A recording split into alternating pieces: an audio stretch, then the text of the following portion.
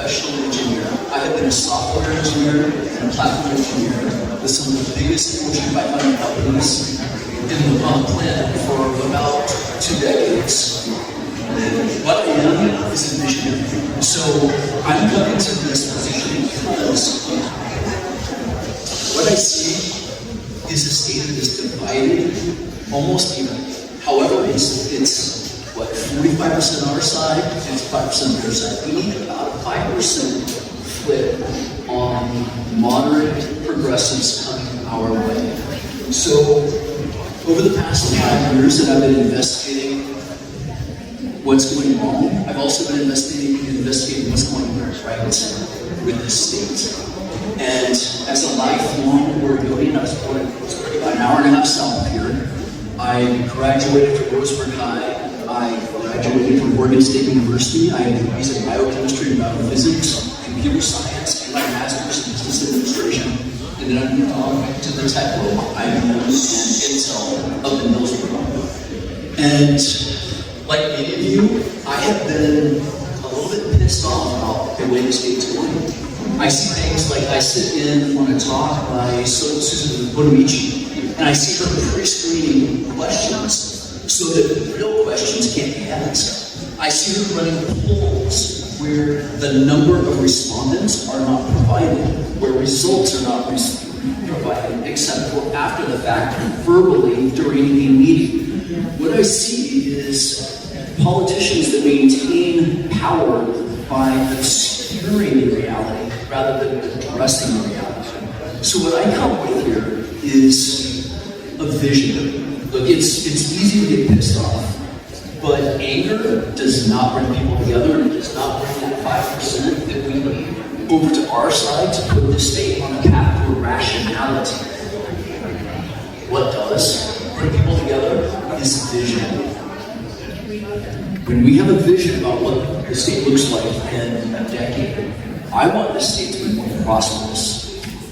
Not running down the same road where land use forces people to move out of the state because they can't afford a home, right? Not a state where Bonamici and others, don't address even basic questions, and instead of softball questions that are discussed for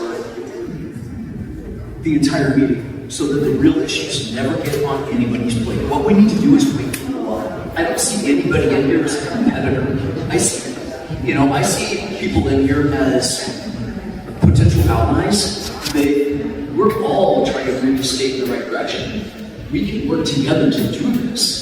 So I mentioned vision. Vision brings people together. So a couple of elements of vision that I have for this state.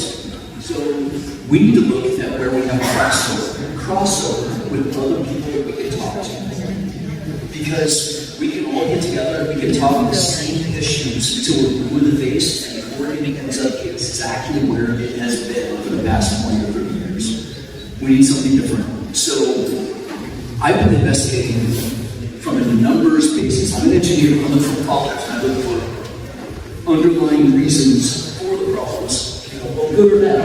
Are we good in some ways? Yeah. Guess what? Our health plan does pretty damn good, giving a lot of people basic access to health care. That's wonderful. However, if we are unable, if our young people coming out of high school aren't able to find a job that allows them to buy a house, if our young people are going to Texas or Utah or Florida, that's a failure of the state. We need to be in a situation, this is an underlying metric. It's like we all have to start. Is that the end or was that the beginning? 2 minutes? Excellent. As I said, not a politician.